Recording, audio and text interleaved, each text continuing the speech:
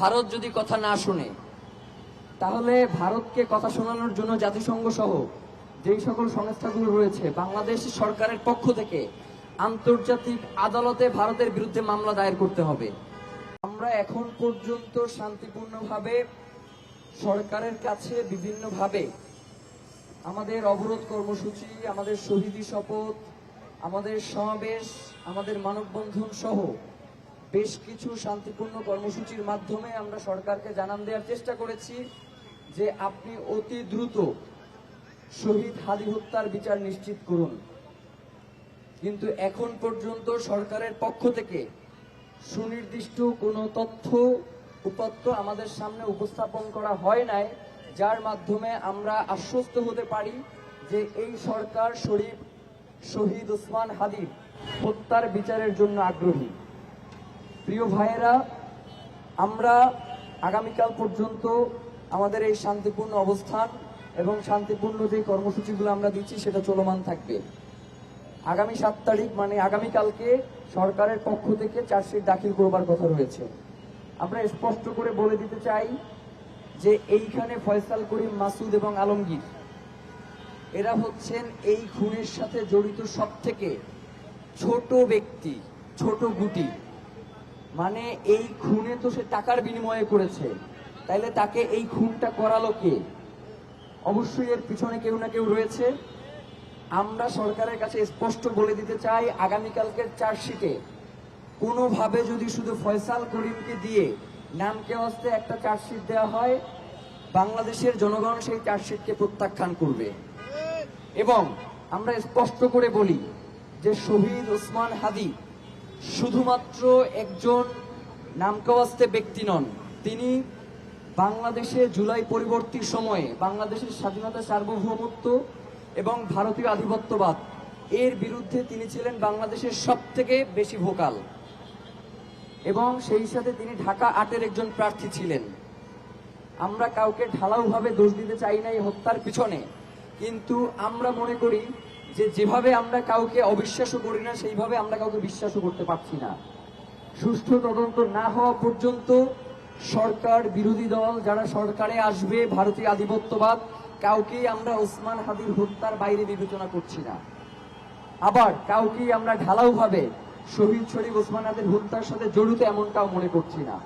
আমরা ইনকিলাব মঞ্চ আজকে এখানে মার্চ ফর কর্মসূচিতে, মার্চ ফর ইনসাফ কর্মসূচিতে জুলাই আন্দোলনের সবথেকে গুরুত্বপূর্ণ যে স্পট রয়েছে তার অন্তত 10টা স্পটে আজকে আমরা যাব। সেখানের মানুষের সাথে কথা বলবো এবং মানুষকে আহ্বান জানাবো যাতে তারা শহীদ ওসমান হাদির হত্যার এই যে বিচার, এই ব্যাপারে তাদের সর্বোচ্চ পদক্ষেপ গ্রহণ করে। আমরা ইনকিলাব মঞ্চ আমরা 4 দফা দাবি নিয়ে আজকের আমাদের মার্চ ফর কর্মসূচিতে যাওয়ার জন্য এখানে একতাবদ্ধ হয়েছি।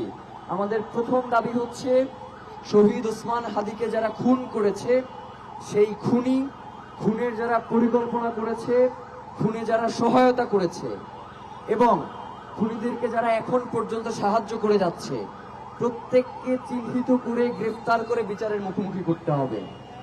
আমাদের দফা নাম্বার 2 হচ্ছে বাংলাদেশে দীর্ঘ 17 বছর ধরে যারা গুম, খুন, হত্যার রাজনীতি করেছে, যারা জুলাইয়ে আমাদের 1400 অধিক ভাই বোনকে হত্যা করেছে, তাদের মগজ রাস্তায় পড়ে রয়েছিল, এমন অবস্থাতেও তারা ক্ষান্ত হয় নাই।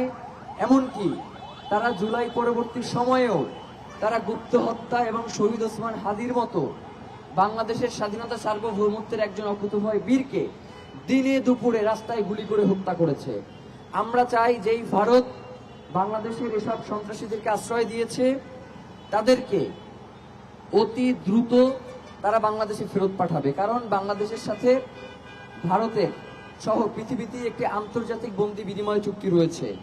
ভারত যদি তাদেরকে বন্দি বিনিময়ের মাধ্যমে বাংলাদেশে ফেরত না পাঠায়, তাহলে আন্তর্জাতিক আইনের লঙ্ঘন ঘটবে। আমরা চাই অতি দ্রুত ভারতে খুনি হাসিনা সহ আওয়ামী লীগের যেসব সন্ত্রাসীরা আশ্রয় নিয়েছে তাদেরকে ভারত থেকে অতি দ্রুত বাংলাদেশে ফেরত পাঠানো হোক। যদি না পাঠায়, তাহলে বাংলাদেশে কর্মরত সকল ভারতীয়দের ওয়ার্ক পারমিট বাতিল করতে হবে। এটা আমাদের দফা নাম্বার 2।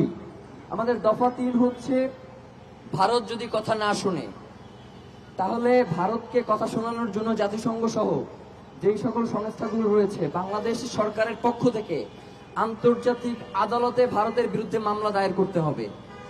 এবং আমাদের 4 নম্বর দফা হচ্ছে, আপনারা জানেন যে জুলাই পরবর্তী সময়ে আওয়ামী লীগের যে সকল দোসর রয়েছিল, যারা সিভিল ইন্টেলিজেন্স মানে হচ্ছে আমলাতান্ত্রিক কাঠামোর মধ্যে যারা রয়েছে এবং মিলিটারি ইন্টেলিজেন্স মানে আর্মি, ডিজিএফআই, এনএসআই সহ এই ধরনের প্রতিষ্ঠানগুলোতে কর্মরত যারা ভারতের তাবেদার, দিল্লির দাসত্ব এখন পর্যন্ত কায়েম করছে, তাদেরকে চিহ্নিত করে অতি দ্রুত গ্রেফতার করতে বিচারের মুখোমুখি করতে হবে। এই 4 দফা দাবি নিয়ে আজকে আমাদের এখান থেকে মার্চ ফর কর্মসূচি, ঢাকার অত্যন্ত গুরুত্বপূর্ণ জুলাইয়ের 10টি স্পটে মার্চ ফর ইনসাফের কর্মসূচি নিয়ে তারা যাত্রা শুরু করবে।